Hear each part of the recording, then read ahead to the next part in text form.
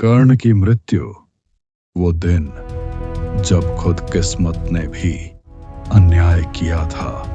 एक इंसान जिसने जन्म से लेकर सिर्फ अपमान ही सहा,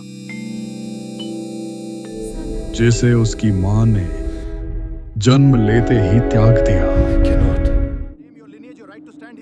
समाज ने जिसे कभी अपनाया ही नहीं, और अंत में मरते वक्त भी उसे न्याय नहीं मिला। वो इंसान कर्ण था। कुरुक्षेत्र युद्ध अपने चरम पर पहुंच चुका था। भीष्म और द्रोण के गिरने के बाद कर्ण के नेतृत्व में युद्ध और भी भयानक हो गया। एक ओर अर्जुन कौरव सेना का विनाश कर रहा था,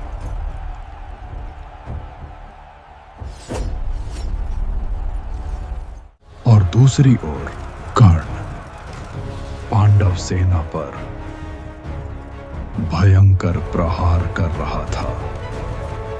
कौरवों के पास 11 अक्षौहिणी सेना और पांडवों के पास 7 अक्षौहिणी सेना थी। परंतु क्या आप जानते हैं कि एक अक्षौहिणी सेना का विस्तार क्या है? एक अक्षौहिणी सेना में 21,870 पत्तियां होती हैं। एक पत्ती का अर्थ है एक रथ, एक हाथी, 3 घोड़े और 5 पैदल सैनिक। 3 पत्तियों से मिलकर एक सेनामुख बनता है। 3 सेनामुखों के मेल से एक गुल्म की रचना होती है। 3 गुल्म मिलकर एक गण कहलाते हैं। 3 गणों से एक वाहिनी बनती है। 3 वाहिनियों के समूह को एक प्रतना कहा जाता है। 3 प्रतनाओं से एक चमू का निर्माण होता है। 3 चमू मिलकर एक अनिकिनी बनाते हैं, और ऐसी 10 अनिकिनियों के महामिलन को एक अक्षौहिणी कहा जाता है। जरा कल्पना कीजिए उस रणभूमि के दृश्य की, जहां इन 18 अक्षौहिणी सेनाओं का रक्तपात नियति लिखने जा रही थी। कुल मिलाकर 24,05,700 योद्धा अकेले कौरव पक्ष से खड़े थे।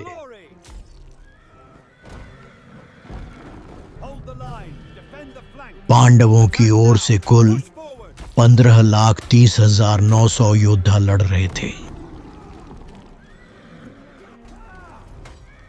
कर्ण युद्ध क्षेत्र में रौद्र रूप धारण कर चुका था। उसे रोकना असंभव सा प्रतीत हो रहा था। कर्ण का वो पराक्रम, उसकी वो फुर्ती ऐसा भ्रम पैदा कर रही थी मानो उसके शरीर से सैकड़ों भुजाएं प्रस्फुटित हो गई हों और वह हर दिशा से प्रलय ढा रहा हो। उसके बाणों के वेग के सामने पांडवों की विशाल सेना तिनके की तरह बिखरने लगी थी। रणभूमि का 17वां दिन आज अर्जुन और कर्ण आमने सामने खड़ रहे थे। यह केवल 2 योद्धाओं का मिलन नहीं था, अपितु 2 नियतियों का महासंग्राम था। बिजली की कौंध के समान बाण आकाश में तैर रहे थे। भूमि से उठती धूल ने सूर्य को भी ढक लिया था। समूचा कुरुक्षेत्र का मैदान उन 2 महारथियों के वेग से कांप उठा था। कर्ण आज एक विराट अवतार में था। उसका हर प्रहार अर्जुन को पीछे ढकेल रहा था। तभी काल का वो क्षण आया जब कर्ण के एक अचूक बाण ने गांडीव की प्रत्यंचा को काट दिया।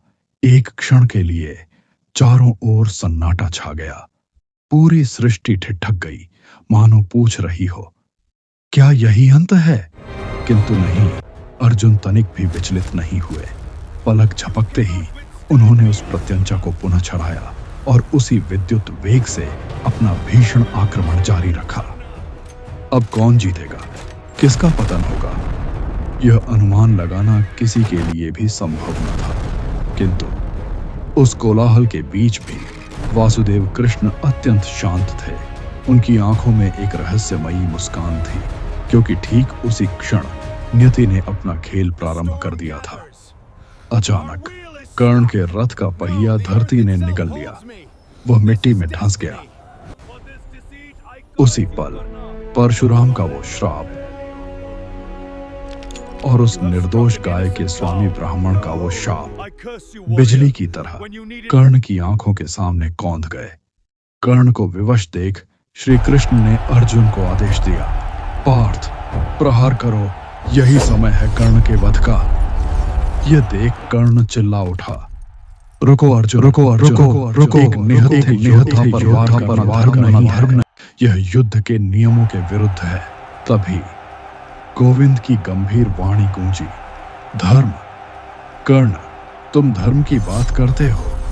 कहां था तुम्हारा धर्म जब निहत्थे अभिमन्यु को तुम सब ने मिलकर छल से मार डाला था? क्या वह धर्म था? श्री कृष्ण का वह एक शब्द साक्षात काल का निर्णय बन गया। अभिमन्यु नाम सुनते ही कर्ण का मस्तक झुक गया और उसी क्षण नियति ने अपना अंतिम प्रहार किया। अर्जुन ने गांडीव की प्रत्यंचा खींची और अपना अमोघ बाण छोड़ दिया। वह बाण केवल एक महान योद्धा के प्राण लेने नहीं निकला था, बल्कि वह अंत करने निकला था, एक जीवन भर की वेदना का, एक जीवन भर के अपमान का और उस हर अन्याय का जो कर्ण ने सहा था। बाण कर्ण के कंठ को भेद गया। रक्त से सराबोर कर्ण भूमि पर गिर पड़ा। माधव उसे शांत भाव से देख रहे थे, क्योंकि वे जानते थे कि यह मृत्यु केवल एक देह का अंत नहीं है। यह मृत्यु उस सत्य की विजय का द्वार है जो अब तक अंधकार में छिपा था। संसार देख रहा था कि एक सूत पुत्र गिर गया है, किंतु क्या वास्तव में वह केवल एक सूत पुत्र था? क्या आप जानते हैं कर्ण वास्तव में कौन था?